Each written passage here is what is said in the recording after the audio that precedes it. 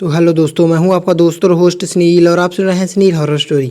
कहानी को देखने से ज़्यादा सुनने में मज़ा आता है, तो अपने हेडफोन लगा लीजिए दोस्तों। आज की कहानी बहुत ही डरावनी और ख़तरनाक होने वाली है। दोस्तों, कहानी शुरू करने से पहले आप चैनल को सब्सक्राइब कर लें और अगर आपको कहानी अच्छी लगी तो आप लाइक कर देना। तो बिना देरी के कहानी को शुरू करते हैं। मेरे दादाजी अक्सर कहा करते थे कि कब्रिस्तान के रास्ते अंधेरी दुनिया से जुड़े होते हैं। एक ऐसी दुनिया जहाँ पर अंधेरा सब कुछ निगल जाता है, सब कुछ, इंसानों को, उनकी आत्माओं को भी।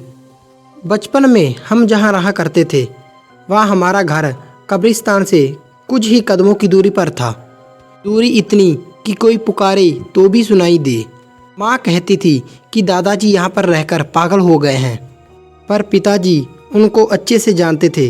उनका कहना था कि दादाजी वहाँ पर कब्र में रहने वाले लोगों की आवाज़ें सुनाई देती हैं, उनकी पुकार सुनाई देती है और इसलिए वो हमें कब्रिस्तान से आसपास खेलने के लिए मना करते थे।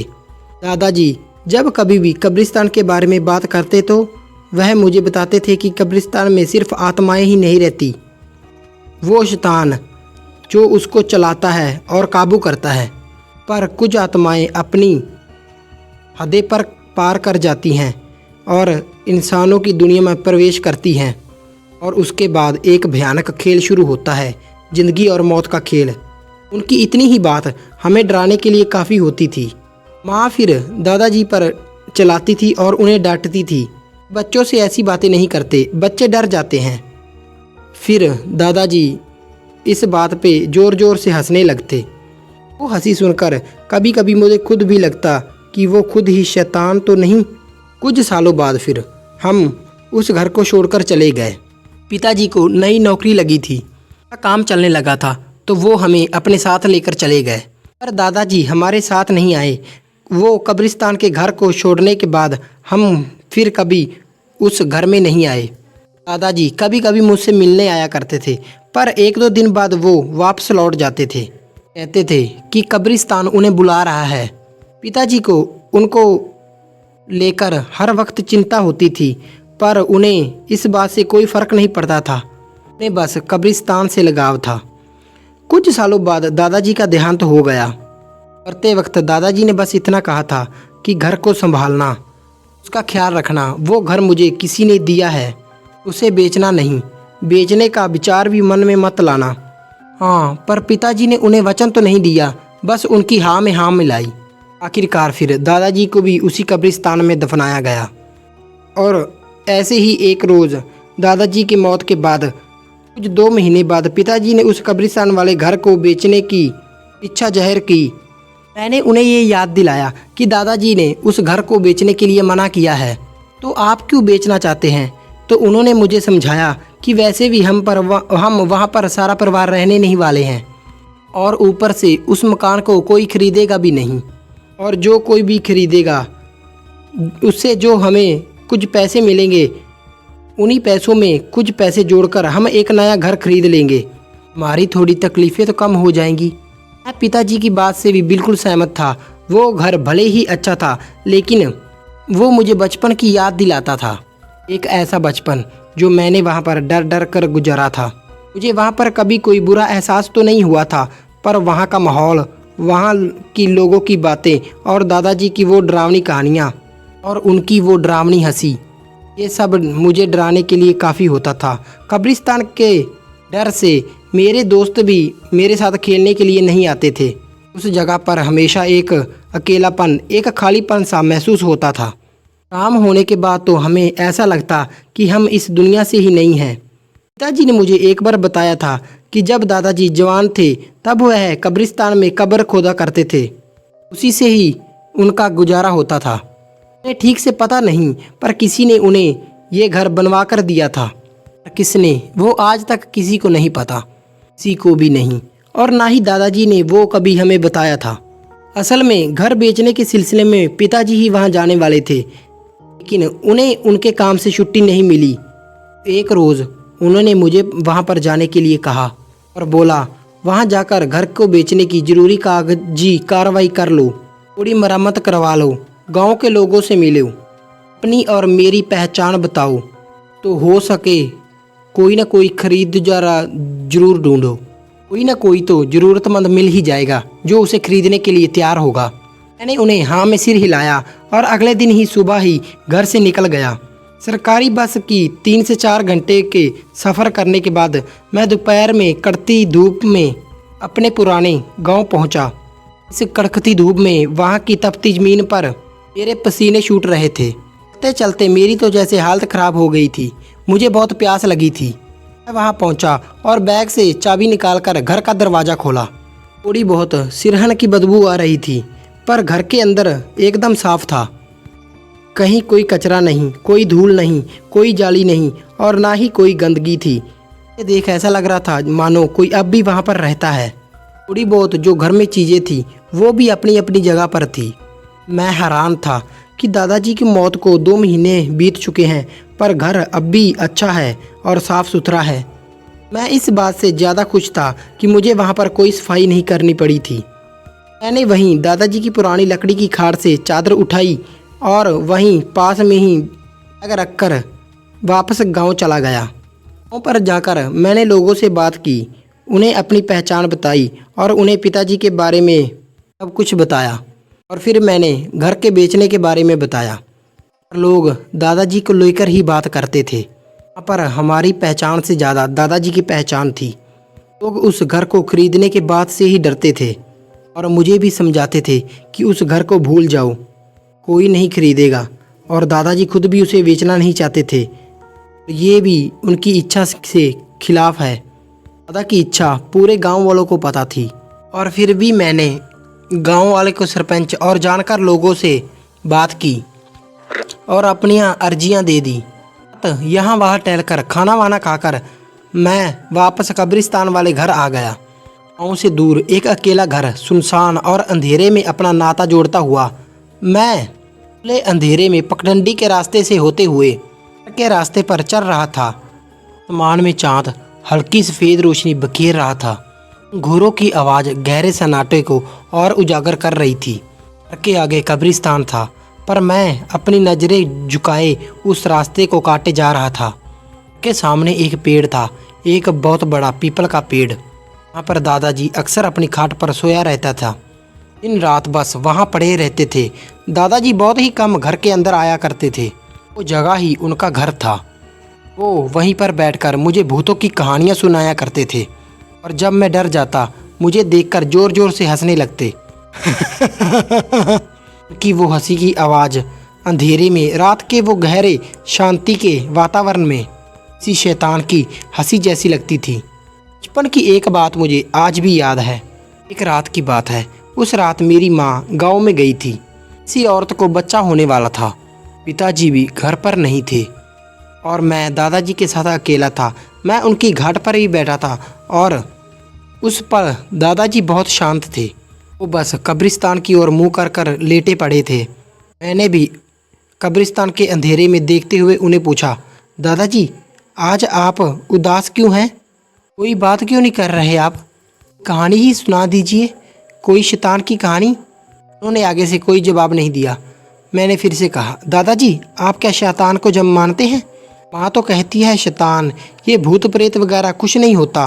उन्होंने मेरी उस बात का एक बहुत ही अजीब सा जवाब दिया।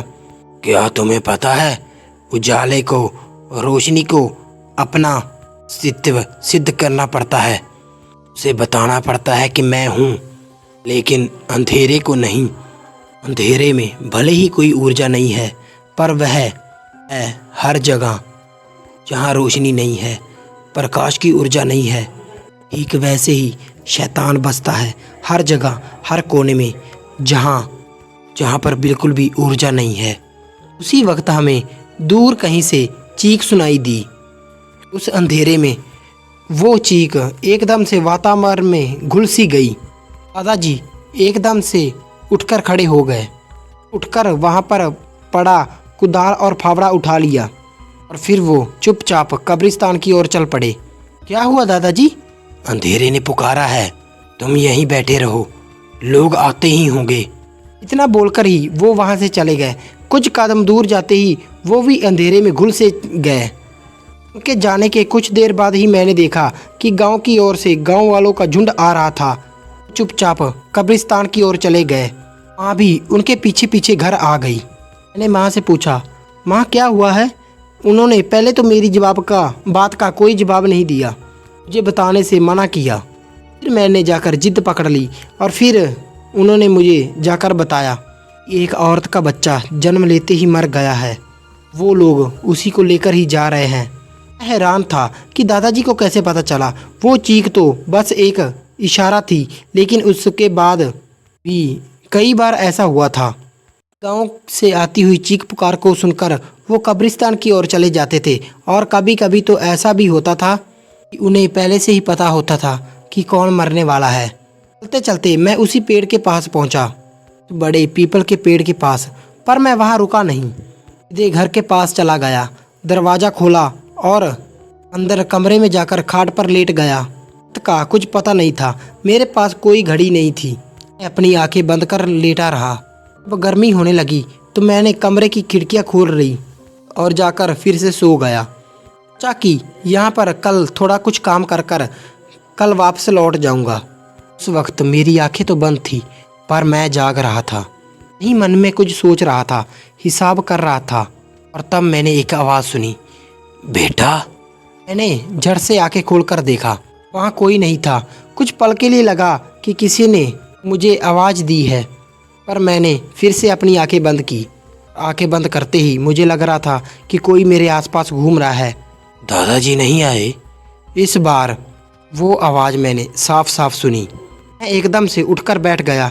खिड़की से आती हुई चांद की रोशनी से मुझे कुछ साफ साफ दिखाई नहीं दे रहा था, लेकिन मैं टॉर्च लेकर घर से आया था और वो टॉर्च लेकर मैं घर में यहाँ वहाँ देखने लगा। मुझे पहली बार लगा था कि शायद ये मेरा कोई भ्रम होगा। इस बार मैंने सच में वो आवाज़ सुनी थी। मैंने खिड़की से बाहर भी झाँककर देखा, पर वहाँ भी कुछ नहीं था। पता नहीं क्यों, पर मुझे बार बार ऐसा लग रहा था जैसे मेरे कोई आसपास है। अब मुझे थोड़ा डर लगने लगा। शायद बचपन में सुनी भूतों की कहानियाँ मेरे दिमाग में अब भी ताज़ा थी। कि हर वक्त ये एहसास होता था कि मेरे पीछे बहुत सारे लोग खड़े हैं, मुझे घूर रहे हैं। उनकी परछाइयाँ मुझे आँख के कोने से दिखाई पड़ती थीं, पर जैसे ही मैं उन्हें देखने की कोशिश करता, पीछे मुड़कर देखने या पलटने की कोशिश करता, पलक झपकते ही वो वहाँ से गायब हो जाती। मैंने बैग को वहीं छोड़ दिया और सिर्फ टॉर्च को लेकर वहाँ से जाने का निर्णय किया। घर से बाहर गया और बाहर से ताला लगा दिया। फिर तेज़ी से गांव के रास्ते पर चलने लगा। मुझे अब भी वही एहसास हो रहा था। लग रहा था जैसे घर के बाहर कई सारे लोग खड़े हैं, मुझे देख रहे हैं। उस एहसास से मैं और तेज़ी से चलने लगा। मैं वापस गांव पहुंचा तो चलते चलते एक आदमी से टकरा गया। कौन है भाई? थोड़ा आराम से चलो। मैंने थोड़ा घबरा कर बोला, मैं इसी गांव का रहने वाला हूँ। ने सवाल या निशान से मुझे बोला, इसी गांव से? मैं भी इसी गांव से हूँ और पिछले 25 सालों से यहाँ रह रहा हूँ। आपको तो कभी नहीं देखा, मैंने खुलासा करते हुए बताया। मैं अब यहाँ नहीं रहता, मैं बचपन में रहता था। वो कब्रिस्तान वाले घर को बेचना था तो उसने मेरी बात तोड़ते हुए बोला, समीर, तू समीर है ना? मैं भी ये सुनकर हैरान रह गया। जी हाँ, आप कौन? पहचाना नहीं मैंने। उसने अपनी साइकिल वहीं खड़ी कर मुझे अपने गले लगा लिया। अरे मैं साहिल हूँ, तुम्हारा दोस्त साहिल। हम बचपन में तुम्हारे घर के पीछे खेला करते थे। उसने अपनी पहचान बताई और मेरा सारा डर दूर भाग गया। वो आदमी मेरा ही दोस्त निकला। जाने अनजाने में हम दोनों दोस्तों की मुलाकात हो गई थी। मैंने चलते चलते ही उसे कब्रिस्तान के घर को बेचने के बारे में और अपने बारे में बताया। मुझे अपने घर ले गया जहाँ पर उसकी बीवी और एक बच्चा था। घर में जाते ही मैंने उससे पूछा, अब्बू अम्मी कहीं दिखाई नहीं दे रहे? उसने मुझे मुस्कुराते हुए जवाब दिया, वो उसी कब्रिस्तान में हैं जहाँ से तुम आए हो। जो फॉर्मेलिटी की मैंने, उसके साथ खाना खाया और कुछ बातें, और फिर हम दोनों उसी के आंगन में बातें करते करते खाट पर ही सो गए। सुबह उठते ही मैं सीधा अपने कब्रिस्तान वाले घर गया। मेरे सारे कपड़े, सारा सामान वहीं पर था। वहाँ पर जाकर दरवाज़ा खोला तो देखा कि घर एकदम साफ सुथरा था। मैंने जो चादर खाट से उठाई थी वो भी पहले जैसे बिछाई हुई थी। मेरा बैग भी एक कोने में रखा था। मैं इस बात से हैरान था कि घर का दरवाज़ा तो बंद था, तो फिर ये सब किसने किया। सब कुछ अजीब था लेकिन नज़रअंदाज करने लायक नहीं था। मैंने अपने बैग से कुछ ज़रूरी सामान लिया और वापस साहिल के घर चला गया। उसी के साथ ही नदी पर नहा कर आया, उसी के घर ही नाश्ता किया और अपने काम के लिए निकल पड़ा। सबसे ज़रूरी काम था कि मुझे तहसील कारखाने और ज़िला कारखाने में जाकर घर के कुछ कागजात निकलवाने थे। मैं दिन भर दफ्तर घूमता रहा, घंटों तक कतारों में खड़ा रहा, पर कुछ भी हाथ नहीं लगा। कोई कहता कि 2 महीने बाद आओ, तो कोई कहता कि 4 महीने बाद। किसी ने कहा कि अर्जी दे दो, हम देखकर तुम्हें खबर कर देंगे। आखिरकार परेशान होकर मैंने अर्जी दे दी और दफ्तर घूमकर थक हार कर मैं गाड़ियाँ बदल कर किसी तरह गांव लौट आया। पता था कि साहिल इस वक्त घर पर नहीं होगा, इसलिए ऐसे में उसके घर जाना मुझे ठीक नहीं लगा। मैं अपने कब्रिस्तान वाले घर चला गया। के अंदर जाते ही मैंने लगभग फाइल को बैग के अंदर फेंक दिया और किसी बेजान की तरह खाट पर गिर पड़ा। दफ्तरों की लाइनों पर खड़े रहकर पीठ दर्द करने लगी थी। खाट पर लेटे थे ही पीठ को आराम आ गया। एक शरीर के साथ मैं वहीं पर सो गया। मुझे खाने तक की भी खबर नहीं थी और मैं पता नहीं कि कब गहरी नींद में चला गया था। पर मुझे महसूस हुआ कि बार बार मुझे कुछ शब्द सुनाई दे रहे हैं। इस घर को तुम बेच नहीं सकते, यह हमारा घर है। वो आवाज़ बार बार मेरे कानों में गूंजने लगी। मैंने डर के मारे तुरंत अपनी आंखें खोली तो देखा वहाँ पर मेरे सामने एक आदमी खड़ा था। ये आदमी अंदर कैसे आ गया? उसने गुस्से में वही वाक्य दोहराया। तुम इस घर को बेच नहीं सकते, यह हमारा घर है। ये कौन आदमी है? ये सोचकर मैं खाट पर उठकर बैठ गया और फिर सामने का नज़ारा देखकर मेरा दिल दहल गया। मेरा सिर चकरा गया। लगा कि जैसे मैं किसी अलग ही दुनिया में चला गया हूँ। सिर एकदम से ठंडा पड़ गया।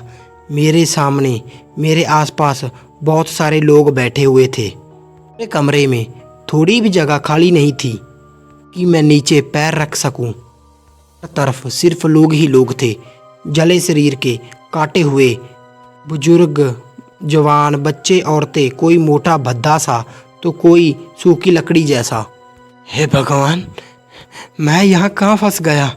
ये समझते देर नहीं लगी कि ये सारे लोग मरे हुए हैं, कब्रिस्तान से उठकर आए हैं। ये कब्रिस्तान की दफन आत्माएं हैं। 1-2 नहीं, बहुत सारी, और वो सभी मुझे घूर रही थी। किसी का तो खून बह रहा था तो किसी के हाथ पैर कटे हुए थे और कोई मुझे देखकर अजीब तरह से मुस्कुरा रहा था। किसी की आंखें ही नहीं थी तो किसी का सिर फटा हुआ था, किसी का शरीर नीला था तो किसी के शरीर पर घाव ही घाव थे। उनमें से थोड़ी देर बाद कई चेहरे मुझे जाने पहचाने जैसे लगने लगे।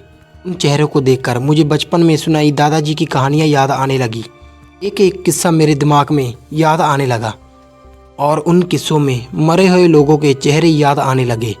वो सभी मेरे सामने थे। मतलब दादाजी जो मुझे कहानियाँ सुनाते थे वो सब कहानियाँ इनके बारे में थी। दादाजी सचमुच इन्हें देख सकते थे, इनसे बात कर सकते थे। मेरी हिम्मत ने जवाब दे दिया क्योंकि ऐसा नज़ारा मैंने पहले कभी नहीं देखा था। मैं वो सब देखते ही बैठे बैठे ही थरथराने लगा। इसी तरह से मैंने उन्हें हाथ जोड़े और मैं उन्हें कहना चाहता था, मुझे माफ़ कर दो, मैं यहाँ पर वापस कभी नहीं आऊँगा। पर मेरे मुंह से एक शब्द तक नहीं निकला। मैंने किसी तरह से अपना पैर ज़मीन पर रखा और उन सब के बीच से जगह बनाते हुए दरवाजे तक की ओर बढ़ने लगा।